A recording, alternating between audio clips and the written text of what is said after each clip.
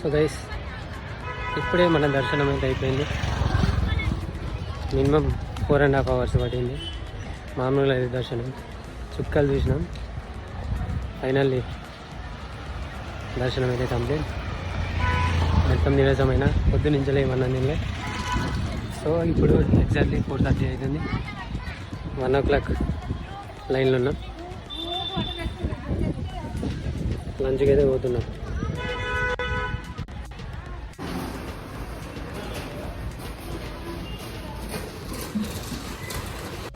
Friends అన్నదానానికి వచ్చినాం కానీ అదృష్టం లేదు. పొద్దున 11 గంటల నుంచి మధ్యాహ్నం 3 గంటల వరకట. అదృష్టం లేదు. తిండిగా కొండగట్టు పోవాలి. వెళ్ళిన తర్వాత మళ్ళీ అక్కడ కలుగుతాం. So stay tune.